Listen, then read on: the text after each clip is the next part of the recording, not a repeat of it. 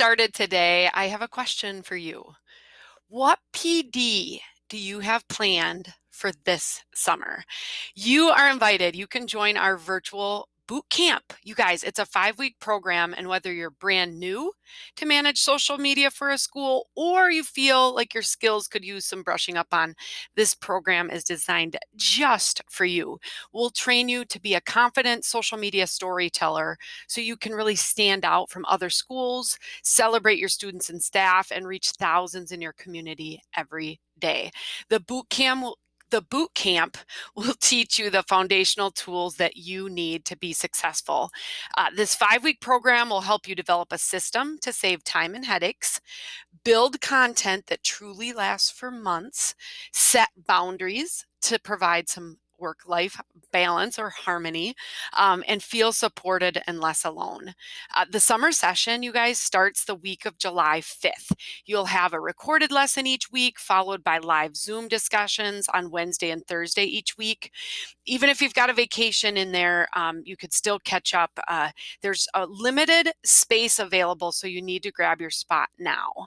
You can sign up at socialschoolforedu.com/services/bootcamp, or just grab the link right in the show notes, okay? Now, today's episode, you guys, is probably one you definitely need to hear because it might just be time to hire a communications student intern. Working in a one-person shop is tough, and LeAnne Bugay is actually a student intern. She was an intern with Bellevue Public Schools out of Nebraska. She's now a freshman in college. But in this episode, you're going to talk to her and learn about how she got involved in a paid internship program, what her primary responsibilities were, the experience she got, how she actually helped create a communications plan, and why this program is a win-win-win combination for the communications professional, the student, and of course, the district. You guys, I'm so excited for you to meet LeAnne. So let's get started. Today's K12 PR tip is all about visual consistency. When you take a look at your social media pages and any of the graphics that you're creating, can people instantly recognize that it's from your school, even if it doesn't say your school's name? Well, a style guide may be the answer. And what a style guide does is it tells you the colors that you're going to use. And it's not just your brand colors. There's probably some supporting colors that need to be used as well. It's the types of fonts you use, right? There's a lot that goes into a style guide, but it might be time to review, hey, what are we using? And again, the first thing to do is just look at your past posts. Maybe look at your Instagram page, look at your Facebook page, look at what you're sharing. And if you see some inconsistencies, it might be time to rein that in. It can be very easy, just as easy as creating a little document that you and maybe your team uses in regards to making graphics for your social media pages, your website, all of that. It'll instantly take you from just being okay to really standing out, getting that brand identity, people recognizing you. So that is today's tip. Now let's get into the interview with LeAnne Bugay, a student intern. Hey, LeAnne, welcome to the podcast. I'm so glad you're here. Hi, thank you. It's nice to meet you. So you're our second college student that we've had as a guest on this podcast, and I'm excited to learn from you. So why don't you just introduce yourselves to our listeners? Yeah. So my name is LeAnne Bugay. I'm a freshman at the University of Nebraska-Lincoln, and I'm double majoring in advertising and public relations and journalism. On campus, I'm involved in the Public Relations Student Society of America chapter. I'm also in a copy editing club, and I'm originally from Bellevue, Nebraska, too. Okay. So where did you go to school? At Bellevue, right? So I went to Bellevue West High School in Bellevue. Okay, awesome. And what made you want to get into the advertising, public relations, journalism? What really made me want to major in this is that I did journalism throughout high school, and I really excelled in that. And it was like my main thing that I spent all my time on. And I really just fell in love with it. And I knew once I graduated that this is really what I want to do for a career. So it's kind of easy picking out these two majors for me. Okay, awesome. And how are your classes going? I mean, are most of them online right now? Last semester I was about half online and like a little bit in person. I have a lot of hybrid classes. Okay. Um, Last semester I had a lot of asynchronous online, so it was just fully on me. But this semester I'm thankful for all my classes at least have an in-person component or it's over Zoom. So I'm like actually talking to someone instead of just like, hey, here's a bunch of content to go through by yourself, you know? Okay. Yeah. Interactive learning. That's good. Mhm. So you in high school, or no, was it was it while you were in high school you got the chance to be a social media intern? Is that right? It was the summer after I graduated. So I graduated high school, and then right away in summer 2020, I started working in the internship. Okay. So an internship in the pandemic. Yes. Yeah. So tell us about how that opportunity came up for you to, because you have a one person communication office at Hmm. Bellevue, right? Yes. Yeah. So just tell us that story of how that kind of came to be. Hmm. So I was editor of my school's newspaper and director for our video program. Then I also did some work for the yearbook too. So I had a lot of hands-on things with our journalism department.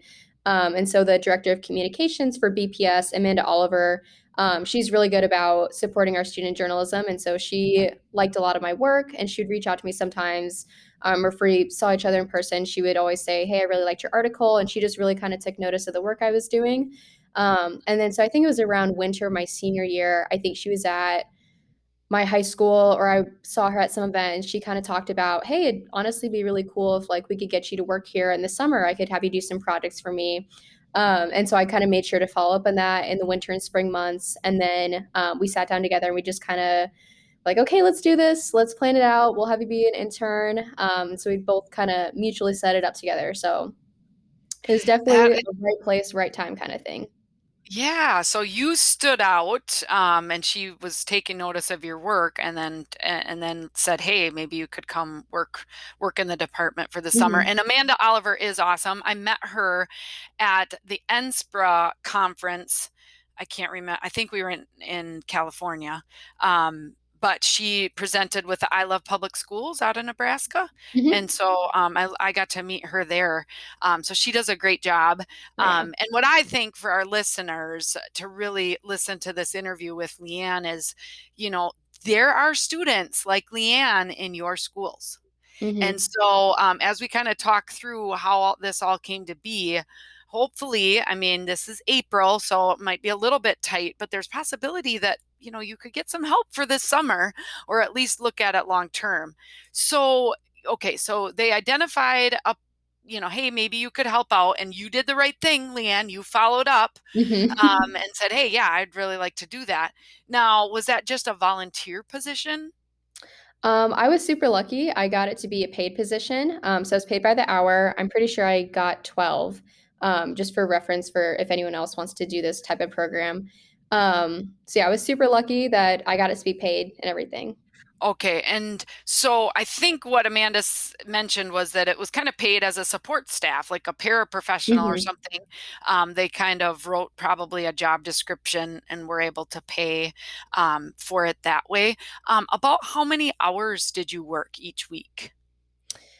So in the summer, we just because we were first starting out and we didn't really have this was her first time doing an internship, so she didn't really have a fully fledged plan, and neither did I. So I think most weeks I hit between 25 and 35 hours. Okay. Um, and then in the winter, I think I was hitting more like 30 to 35 a week. So just kind of between full time and part time, but I think this is definitely a role that you can make it as strenuous or as easy as you want to.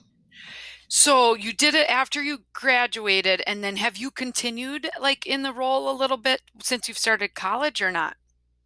I didn't continue it when I got to college, but over my winter break, UNL gave us 2 full months off for winter break. So I did come back while I was at home over the break and work for her Okay. again. And then I'm super lucky I get to come back this summer. Okay. Because with technology, I mean, you could technically work and do Hmm. some work, if you can fit it around your schedule. I know you're a really good student, so there's lots to focus on there as well. Hmm. Um, So, what were some of the main responsibilities that you and Amanda worked on that you could just kind of take over, get off of her plate, and that you could work on? A lot of my main role was creating visual content and storytelling, and then also doing our social media. I think really that was the biggest thing. But then also, I was super lucky too because while I was doing the creative work and some of the more new tech savvy type things, I also got to kind of be a second look or an advisor on a lot of her work that's a little bit more technical. So one of the things that she had me do that was one of my favorite projects was she had always wanted to create a communications plan so that she could present to the school board and it could become school board policy. So I actually, that was one of my first projects, I think. She was like, hey, can you make this? And so it was kind of on me to just figure out what is a communications plan? How do they work and everything? There are a few other things where maybe she was writing some sort of press release or some sort of like lengthy release for parents that I had to look over it for editing. I looked at our back to school plan. I edited that. A lot of those type of things where I was able to do creative work, but then also kind of be a second idea generator with her on her kind of roles too. Oh my gosh, you got such valuable experience I did, yeah. right out of high school. That is amazing. And I don't know, like LeAnne, before this, did you ever realize that like school PR was a thing? Did you know that? Um, yeah, I had Okay. all I think around like the middle of my senior year, I was starting to think about, okay, I definitely want to be a reporter or PR professional. And I was kind of thinking of like maybe I would rather be like an in-house PR person than like at an agency. And Yep. so I really thought about how much I love reporting on education for the school newspaper. And so I kind of knew that I wanted to go into an ed focus.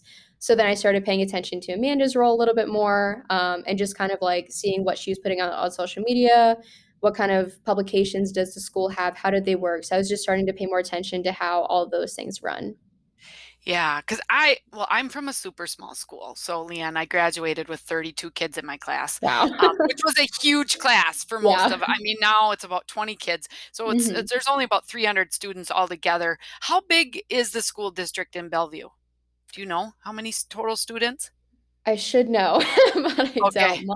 My graduating class at Bellevue West was 440, and then we also have another high school that is about the same size, Okay. and then three middle schools and a little over 10 elementary schools. Okay. So it's pretty big school district and for Amanda Hmm. to be working on her own.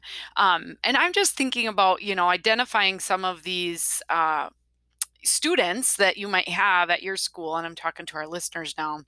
But also, like as a senior, you kind of started picking up on it. But I just think about us as school PR professionals getting that next generation because TV reporter or not necessarily TV reporters but newspapers, I mean, some of those jobs are going away. Hmm. Just being able to like talk to your students, talk to your journalism students and some of those folks that are interested in graphic design and writing and all of that, just maybe doing a little, when we can, a lunch and learn with those students to Hmm. explain what you do in your role as a school communicator might be a great introduction to find out if somebody's interested and then be able to work into this internship as well. Don't you think that would be a cool idea?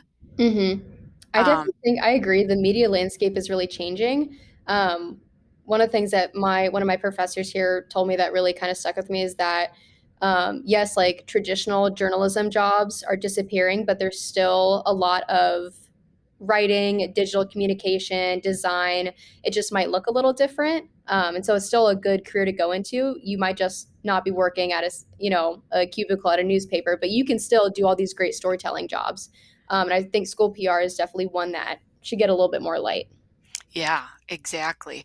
So, obviously, this is the Mastering Social Media for Schools podcast. So, you mentioned that you did a lot of visual storytelling and did social media. So, can you kind of explain a few of those projects that you worked on that were social media facing? Hmm. So one of the things that we did was I created kind of a content calendar for our socials. And so that was just I just did a spreadsheet where I did every day. We just did Monday through Friday. And we just kind of planned out what we're going to post. Sometimes we would make it really specific, like, okay, on Monday, we're going to post a motivational Monday quote, and it's going to be this exact one. And I already have a design and it's already queued. Other times it would just be like, hey, we know that we're having this big district event on Friday, and we're just going to have LeAnne go take some pictures and do a brief little social media caption and just post that, and we'll just see what we get type of things. Um, my one of my favorite projects for our social media was that this December and January when I came back, we changed up our content calendar a little bit. And so I would do every Friday, we would have some sort of like video or photo feature. And so that was really fun because it was kind of open ended. And every week I would just go in, we would communicate with our teachers and our staff and just see if there's any cool stories going on. And then I would go cover it and post it that Friday afternoon. Okay, awesome. And for your did you have like graphic design experience before this? Did you do some of that in your classes? Yeah, in my high school journalism department, I did a lot of work on InDesign and with Adobe Premiere. Okay. And so is that what you used then when you were doing graphics? Hmm. Okay. Awesome stuff. And I maybe mentioned this when we got started, but you did a guest blog for me. And so I we're going to did. make sure to link that in the show notes because that actually showcases some of the different projects that you worked on. Hmm. And we're able to create beautiful things. And, it's just neat that some of the work that you put in probably, I mean, it continued to help Amanda past when you were there. So like that communications Hmm. plan, I mean, that was epic. Like who listening, raise your hand right now if you're listening to this and you're running down the road or you're in the car, right? And you're like, I wish I had a communications plan, Hmm. right? Everybody's raising their hand. It's like, hey, being able to and just a question on that. How did you do some research in regards to what does a communication plan for a school look like? Like, Hmm. did Amanda kind of point you in the right direction, or did you reach out to some other like Hmm. professionals, or what was the process like? It was definitely a tough process to begin with, but I'm really thankful for it because it was a great learning experience to just learn how to be self-reliant. I think it was honestly the first week that she gave me that assignment. And so she had handed me a couple print examples of some other local school districts, what theirs looked like. And then she kind of gave me some advice on here, like a couple things that I really want you to include, but just kind of go do it. And so I was like, okay. And then I sat down to do the assignment and I was like, I don't really know what I'm doing. So I tried Googling it. I watched a couple of YouTube videos. I really poured over the examples that she gave me and I just highlighted what are the consistent things I'm seeing. And then I kind of tried my best shot. And then I just went to her and I asked her specific questions. Here are the things that I'm particularly confused on. Can you tell me what this means? And so it was just great to force me to really think on my own and figure it out. And then also force me to, when you have questions, you have to ask. And so we had a really good conversation once I kind of started on my questions and everything. And she's able to clear those things up for me. Yeah, I love it. So again, I'm just thinking out loud, and I love that you got paid for your position. But Hmm. part of me is thinking like, gosh, if there is a journalism class that you can get connected to as a school PR person to get some help with real assignments, because I always think, LeAnne, when I'm when I went to get my master's degree, I was already working in the workforce and it was so much easier for me because everything made sense. Like I was actually could working on real problems from my Hmm. business on these different projects. So I would think doing a real project for your school within a journalism class that you end up maybe getting a grade for could be an awesome experience and an opportunity to help out the school and to help the student learn. Hmm. Yeah. Yeah, I Um, definitely think. Sorry, you can go. no, you go ahead. Yeah, I definitely think that that'd be a really good experience for students to get kind of some hands-on learning. It might be, in my experience, it might be a little bit tough, just kind of in that conflict of interest area, like if they're covering the school. But I also think how you could counter that is maybe bring in some of your business or your marketing students, kind of have all those different viewpoints come in between students' kind of interests, and that'd make a really good project. Yeah, I love it. So what did you love most about, kind of the internship experience?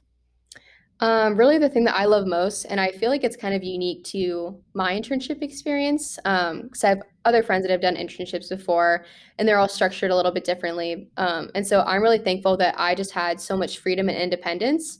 I definitely think that because of my role in high school and really proving myself that Amanda had a lot of trust in me.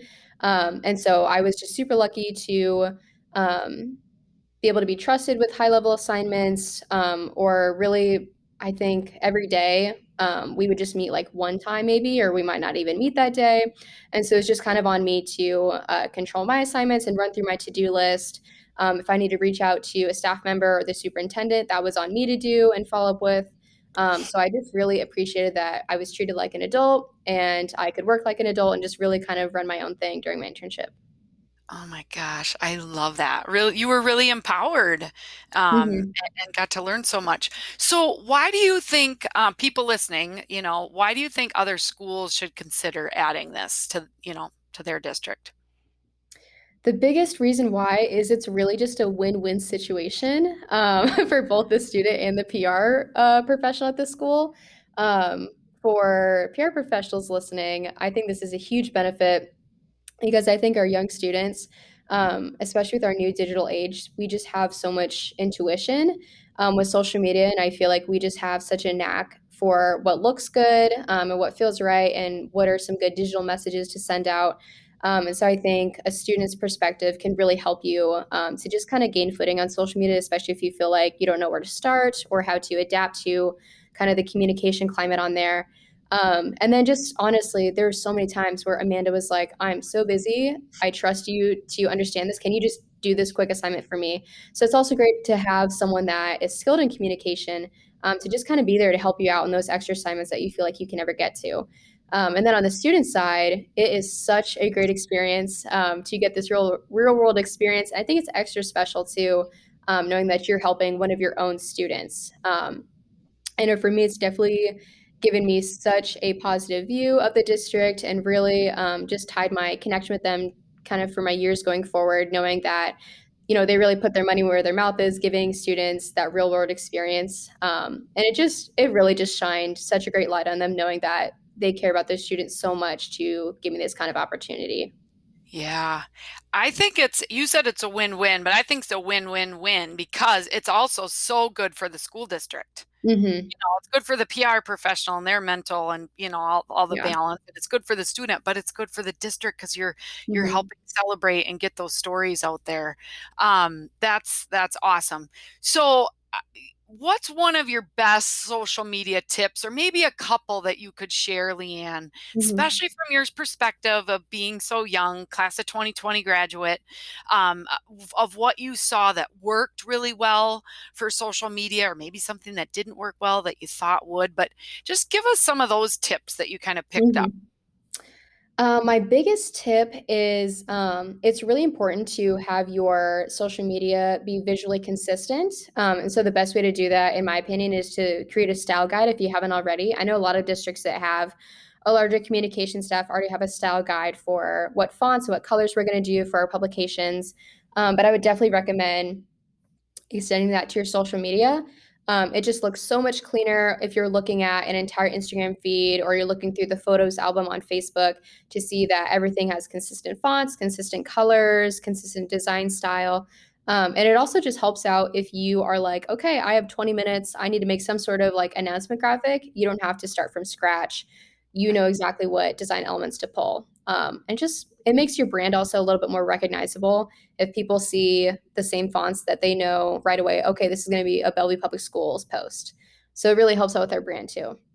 Awesome. Yeah. And do you have any other tips or things that you that Mhm. you that you learned?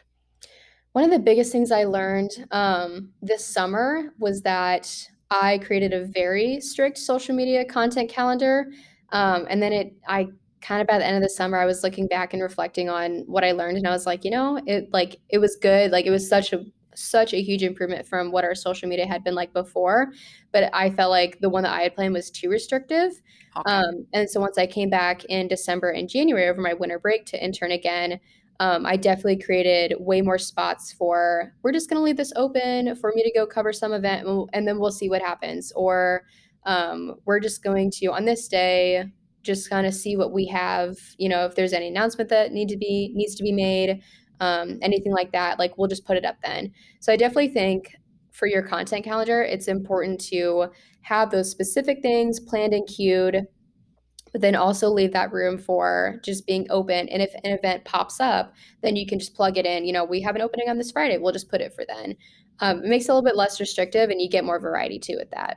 Okay, that's really, really good advice because Mhm. there's certain things that always happen in the month of, whatever, back to school or parent teacher conferences or different things that you're reporting on. But the celebrating of your school, there's always awesome things happening. So Mhm. giving yourself that freedom, that's really good advice. Um, I'm so excited. I just get so geeked out because you are just such an amazing young woman. Thank And you. I fully expect in a couple years we're going to see you in the school PR world. And I don't think I ever did. You ever get one of these? I My didn't. so I'm gonna after this interview, I'm getting your mailing address. I'm mailing you out one of my Thank you. celebrate your school one story at a time mugs because I love to do that. I'm sure that our listeners would love to be connected to you. So, what would be the best way for them to get connected with you? The best way to get connected with me is you can follow and DM me on Twitter if you have any questions. It's at LeAnne Bugay. And you can also follow me on LinkedIn, pretty active on there, but Twitter's kind of my main source. Okay, awesome. And we're going to make sure to link that. We'll link both your Twitter and your LinkedIn handle, Mhm. along with Bellevue's stuff, so they can take Yes. a look at that. But this has been so, so helpful. And if they have questions, I'll also just include Amanda's information because they may Mhm. want to reach out to Amanda now and just say, hey, Mhm. how did you really do this? But again, we've got information as well in that blog. So I'm going to let you get back to your studies, Miss LeAnne. I really, really appreciate your time today. Yeah, it was fun to talk about it. Meet you. Yes, awesome. Well, thanks so much for listening in. Hey, listeners, let's take action, right? Let's really look at adding this role, this internship role, as an opportunity, either for a current student or a recent graduate. I think it would do amazing things for your own to-do list, and some peace of mind, and give a great opportunity to a student. So we will see you guys next time. Bye bye.